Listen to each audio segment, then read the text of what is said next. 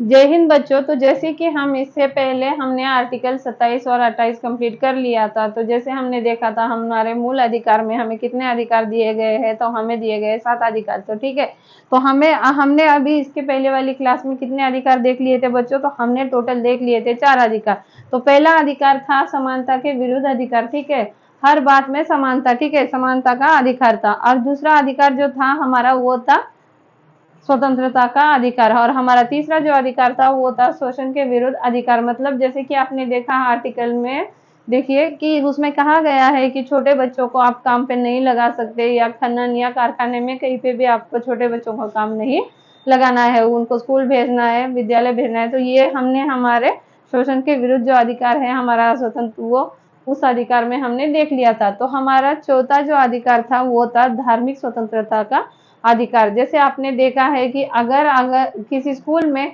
संस्कृत भाषा पढ़ाई जा रही है तो उसका मतलब ये नहीं है कि आप वहाँ पे हिंदू धर्म की शिक्षा दे रहे हैं, ठीक है। और जैसे कि हमने ये भी देखा था कि मदरसों में अगर उर्दू और अरबिक भाषा पढ़ाई जाती है तो इसका ये मतलब नहीं है कि आप मुस्लिम इस्लाम धर्म के बारे में पढ़ा रहे हैं। तो हमने ये कम्प्लीटली हमारा यहाँ तक हमने देख लिया था।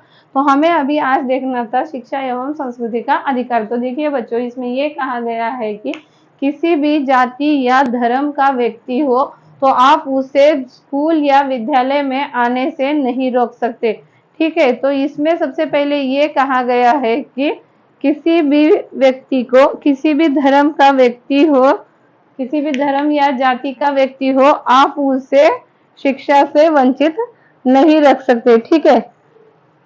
तो किसी भी, देखिए हम यहाँ पे लिख लेते हैं शिक्षा, संस्कृति,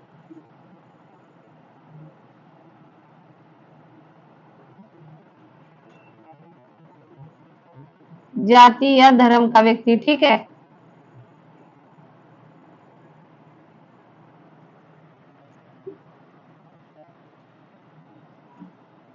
तो हमारा आर्टिकल 29 क्या कहता है? शिक्षा एवं संस्कृति का अधिकार। तो हमारे आर्टिकल 29 में कहा गया है, देखिए, किसी भी जाति या धर्म का व्यक्ति हो आप उसे शिक्षा लेने से नहीं रोक सकते स्कूल या विद्यालय में, या आप उसे संस्कृति, मतलब देखिए उसको संस्कृति का अधिकार है। जाति या धर्म, किसी भी जाति या किसी कल्चर, वो अपना कोई कल्चर अपनाना चाहता है तो आप क्या कर सकते हैं, उस पर रोक नहीं लगा सकते। तो ये उसका क्या है, अधिकार दिया गया है। तो हमारे आर्टिकल 29 में यही कहा गया है कि आप किसी इंसान को उसकी जाति अलग है या धर्म अलग है या संस्कृति अलग है या भाषा अलग है, इस आधार पर आप उसे किसी संस्था में प्रवेश करने से नहीं रोक सकते, ठीक है। तो इसमें यही कहा गया है, किसी जाति का हो या धर्म का हो या उसकी संस्कृति अलग है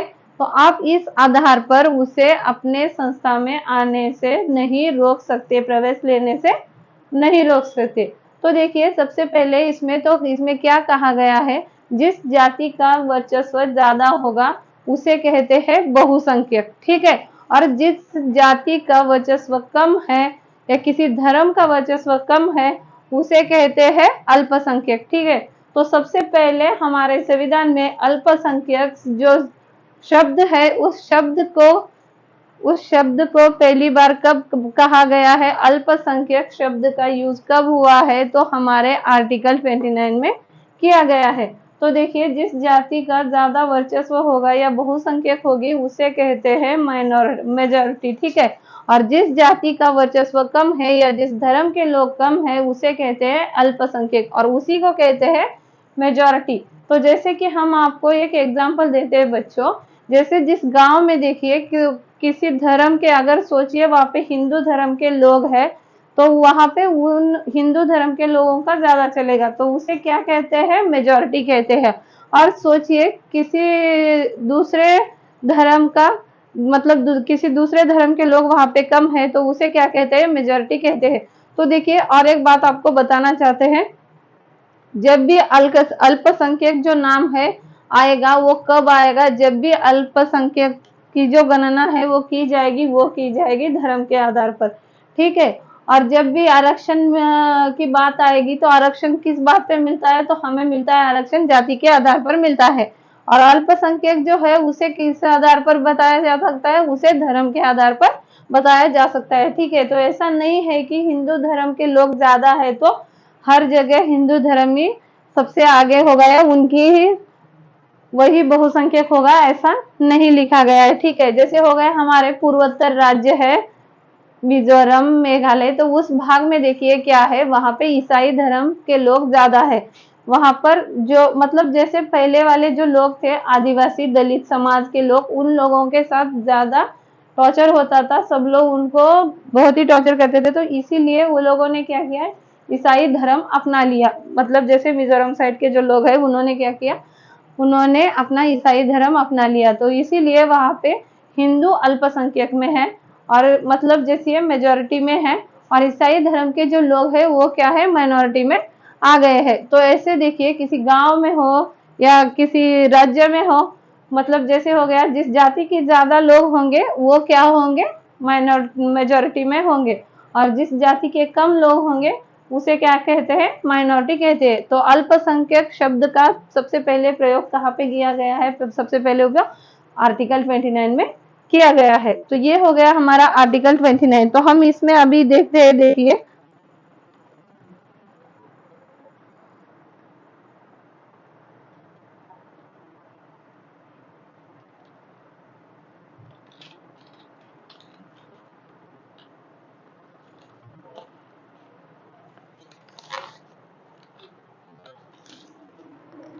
तो जैसे देखिए बच्चों, हम आपको एक एग्जांपल बता है, जिस जाति के लोग ज्यादा रहेंगे उसे क्या कहेंगे, उसे कहेंगे मेजॉरिटी, और जिस जाति के लोग कम रहेंगे उसे कहेंगे माइनॉरिटी। ठीक है, तो अल्पसंख्यक किसे कहते हैं, जो कि ज्यादा से कम है। अगर बहुसंख्यक मतलब ज्यादा, अगर ज्यादा है तो उसे कहते हैं मेजॉरिटी, और कम है तो उसे कहते हैं माइनॉरिटी।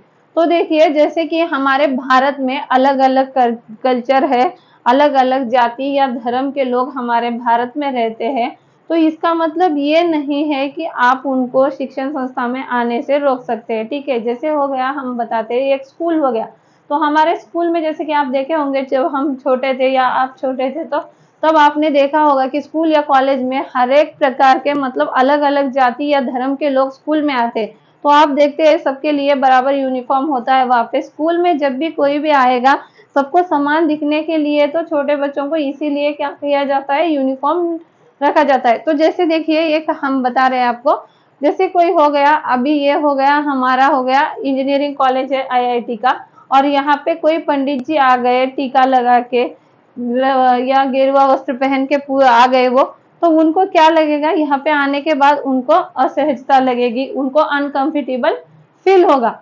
तो अगर उनको अनकंफर्टेबल, तो सही है ना, सब लोग एक जैसे हैं, हम अलग आए हैं यहाँ पे पढ़ाई करने के लिए, तो उनको अलग लगेगा। तो इसके लिए क्या किया गया, आप अपने लिए अलग से विद्यालय बना सकते हैं। तो ये किस में दिया गया है, हमारे आर्टिकल 30 में कहा गया है। तो जैसे आप देखते होंगे हमारे राज्य में जैसे हो गया, आप पंजाब में जाएंगे तो पंजाब के साइड में वहां के लोग आपको पगड़ी बांधे हुए मिलेंगे। फिर आप यहाँ पे राजस्थान आएंगे, वहां के लोगों की अलग पगड़ी है। आप महाराष्ट्र आएंगे तो वहां के लोग टोपी पहनते हैं, अलग टोपी पहनते हैं। आप साउथ इंडिया में जाएंगे तो वहां के लोग लुंगी पहनते हैं या धोती पहनते हैं। तो ऐसे हमारे भारत का क्या है, अलग अलग कल्चर है। हर एक स्टेट में या राज्य में क्या है, अलग अलग कल्चर है। तो इस आधार पर आप उन्हें शिक्षा से नहीं रोक सकते। ठीक है, तो आप उनको शिक्षा लेने से क्या कर सकते हैं, नहीं रोक सकते। तो उसमें यही कहा गया है।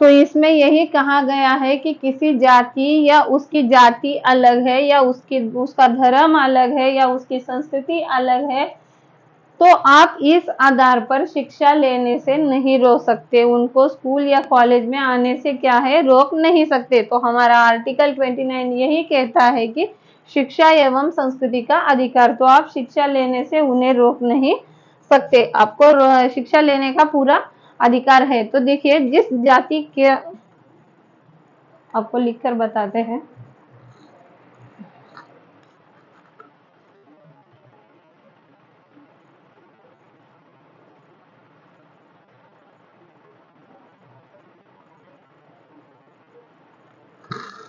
तो देखिए बच्चों, हम अल्पसंख्यक देखते हैं।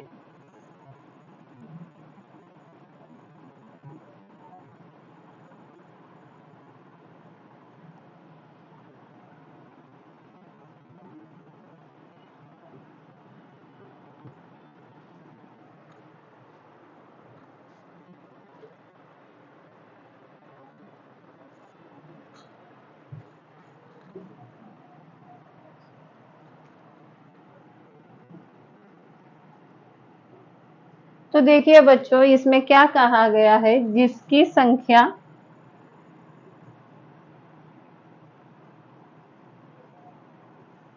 देखिए जिसकी संख्या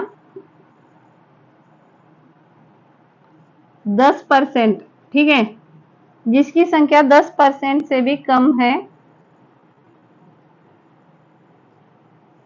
देखिए जिसकी संख्या 10% से भी कम है उसे क्या कहते हैं, अल्पसंख्यक कहते हैं, ठीक है।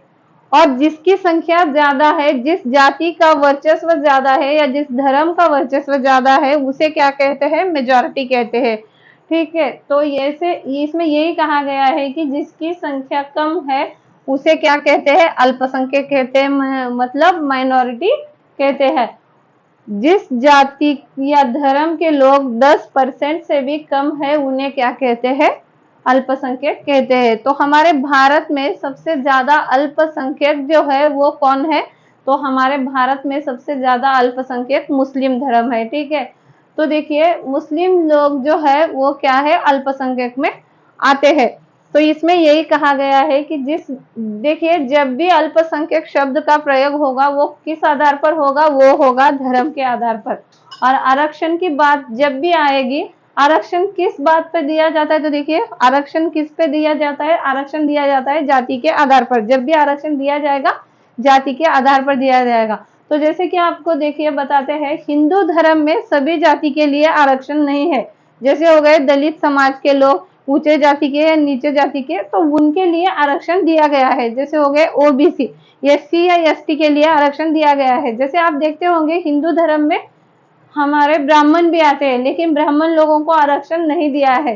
तो जो लोग जनरल में आते हैं उनको आरक्षण नहीं दिया जाता है। तो मुस्लिम जो है, देखिए मुस्लिम जो है उनको, तो सारे मुस्लिम के लोगों को आरक्षण नहीं दिया गया है। तो जैसे देखिए, जिनका सरनेम पठान होता है या सैयद होता है या मोहम्मद, तो इनको क्या है, आरक्षण नहीं दिया जा सकता, ठीक है। सैयद जो होते हैं उनको आरक्षण नहीं दिया गया है। तो ऐसे ही आरक्षण जब भी दिया जाएगा जाति के आधार पर दिया जाएगा। और अल्पसंख्यक की गणना किस आधार पर होती है, अल्पसंख्यक की गणना होती है 10% से कम, मतलब धर्म के आधार पर अल्पसंख्यक की गणना की जाती है। तो हमारा आर्टिकल 29 यही कहता है, अल्पसंख्यक के हितों का संरक्षण करना, ठीक है। हमारा आर्टिकल 29 क्या है, अल्पसंख्यक के,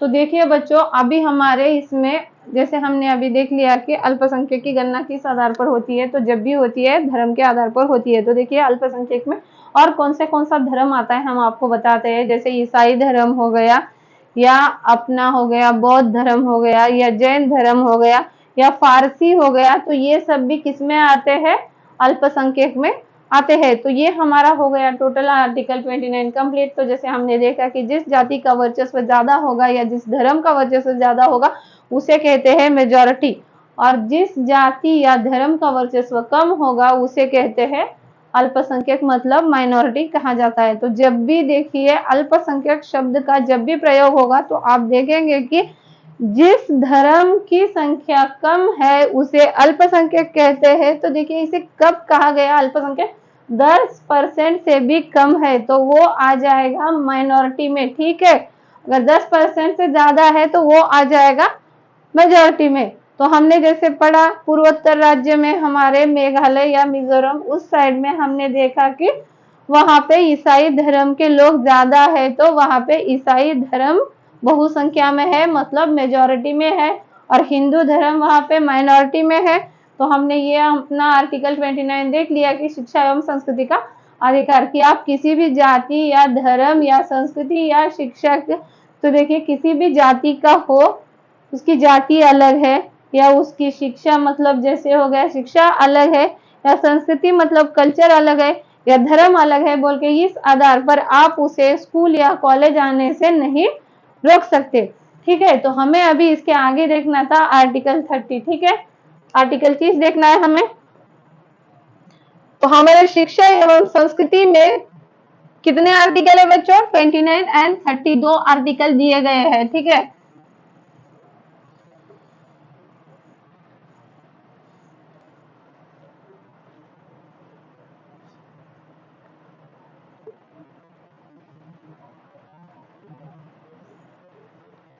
तो हमें अभी आर्टिकल 30 देखना है।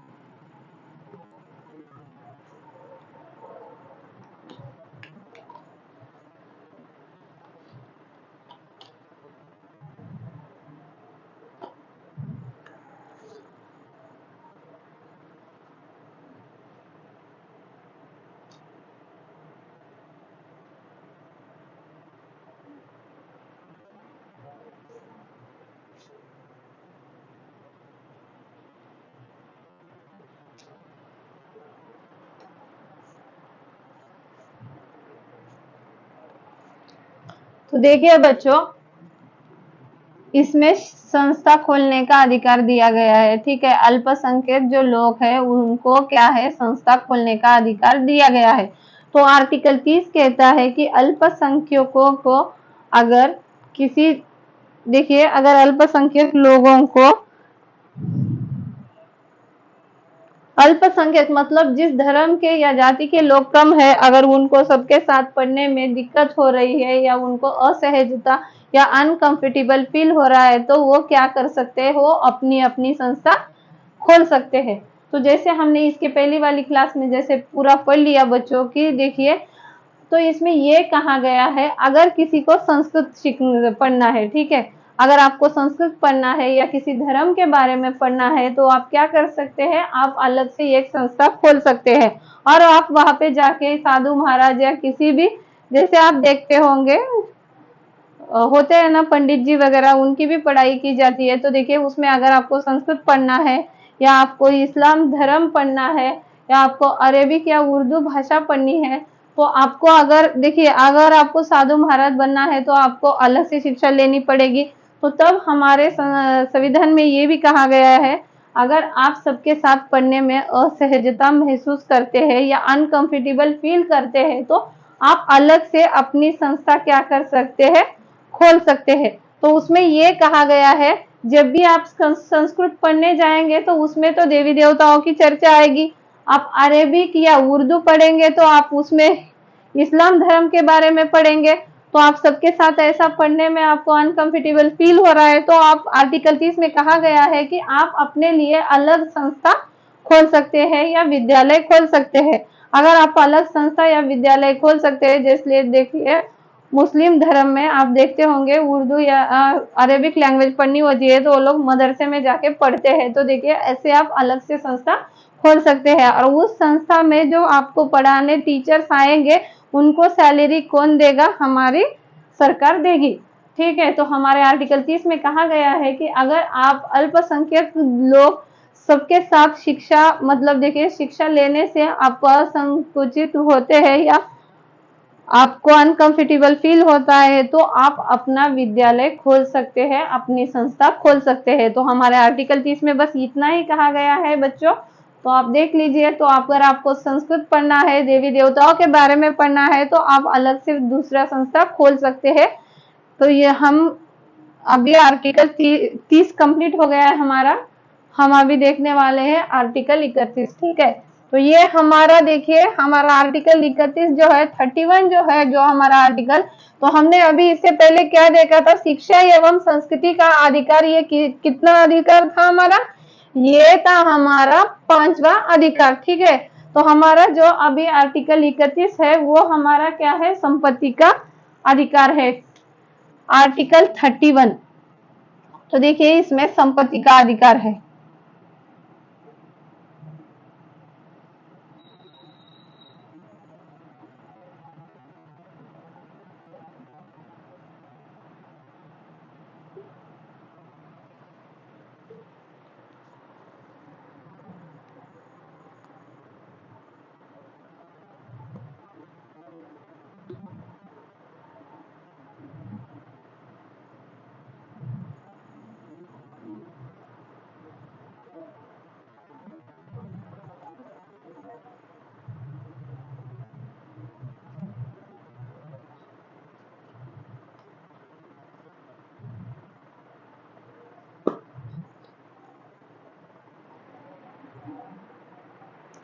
तो देखिए बच्चों हमारा आर्टिकल 31 जो है, देखिए ये हमारा 6 नंबर का अधिकार है, मतलब हमारा छठा अधिकार है। हमारा पहला अधिकार था वो था हमें समानता का अधिकार, हमारा दूसरा अधिकार था स्वतंत्रता का अधिकार, तीसरा था शोषण के विरुद्ध अधिकार, और हमारा चौथा अधिकार जो था वो था धार्मिक शिक्षा का, धार्मिक स्वतंत्रता का अधिकार, और 5वां अधिकार जो था वो था शिक्षा एवं संस्कृति का अधिकार, और हमारा छठा अधिकार है संपत्ति का अधिकार। तो देखिए बच्चों हमारा छठा अधिकार जो है आर्टिकल 31 में, उसे संपत्ति का अधिकार कहते हैं। तो देखिए इसे क्या किया था,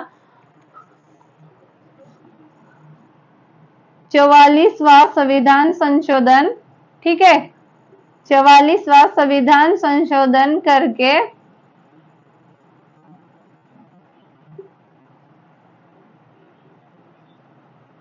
देखिए 44वां संविधान संशोधन 1948 में, सॉरी 1978 में, एक मिनट,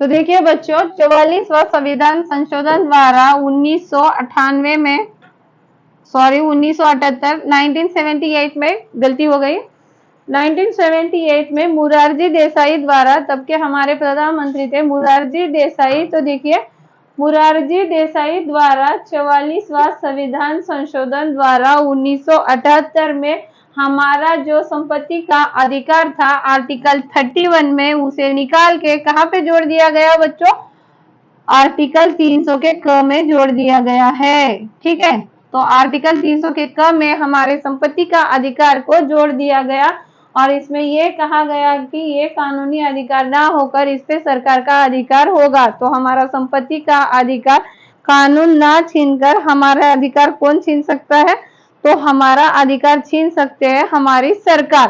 तो देखिए इसमें क्या हो रहा था, हमारा जो छठा अधिकार है संपत्ति का अधिकार, उसमें क्या हो रहा था, जब कोई सड़क बन रही थी तो लोग उस सड़क के लिए खेत में जगह नहीं दे रहे थे, मतलब अभी जैसे सड़क के लिए जगह होनी होती है वो जगह लोग नहीं दे रहे थे, या कोई किधर अपने ट्रेन का, जैसे आप देखते हैं ट्रेन की पटरी आ रही है तो वो लोग उसके लिए जगह नहीं दे रहे थे। तो मुरारजी देसाई द्वारा देखिए 44 अमेंडमेंट एक्ट इंडियन कॉन्स्टिट्यूशन, उसके द्वारा 1978 में मुरारजी देसाई द्वारा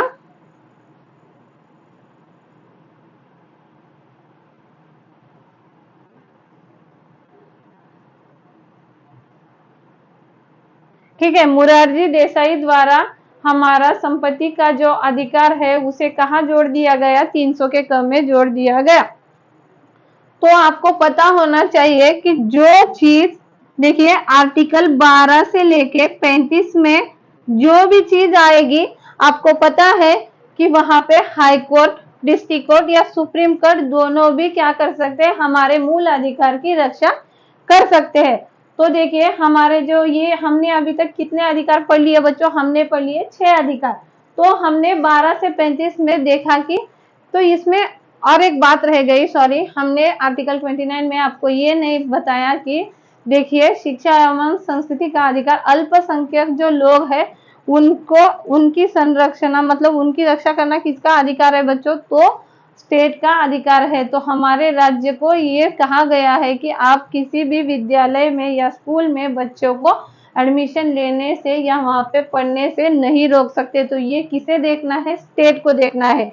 तो हम ये वाला आपको वर्ड बोलना भूल गए थे। तो इसमें ये कहा गया है कि आप पूरे देश में ना बल्कि आप उस राज्य में उस व्यक्ति को आप स्कूल या कॉलेज आने से नहीं रोक सकते, उसे शिक्षा या शिक्षा से वंचित नहीं कर सकते।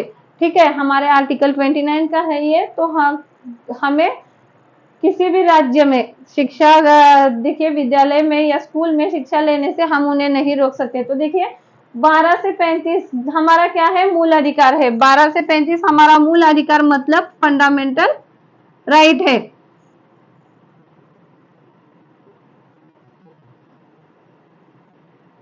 तो देखिए हमारे मूल अधिकार के रक्षक कौन है? सुप्रीम कोर्ट तथा हाई कोर्ट। हाँ, तो हमारा अगर कोई मूल अधिकार छीनने की कोशिश करता है तो हम सीधे क्या कर सकते हैं? सुप्रीम कोर्ट या हाई कोर्ट जा सकते हैं। हमारे मूल अधिकार के रक्षक हमारे सुप्रीम कोर्ट और हाई कोर्ट है। तो इसीलिए इसे आर्टिकल 31 से निकाल के इसे कहाँ रख दिया गया? देखिए 44वां संविधान संशोधन 1978 में करके मुरारजी देसाई द्वारा 300 के क में जोड़ दिया गया। तो आप एक बात समझ लीजिए, 12 से 35 इस आर्टिकल में जो भी कुछ भी होगा उसे हमें क्या करना है? तो देखिए इसमें कहा गया है कि सुप्रीम कोर्ट और हाई कोर्ट हमारी क्या करेगी? रक्षा करेगी। तो हमने आज क्या क्या देखा बच्चों? तो हमने देख लिया हमारा आर्टिकल 29, 30 और आर्टिकल 31। तो हमने आज भाग देखिए हमने हमारे 2 अधिकार पढ़ लिया आज। हमारा 5वां अधिकार था शिक्षा एवं संस्कृति का अधिकार और हमारा 6ठा अधिकार है संपत्ति का अधिकार। तो इसमें ये की दिया गया है आर्टिकल 31। तो हमें इसके बाद में 7वां अधिकार देखना है। ठीक है,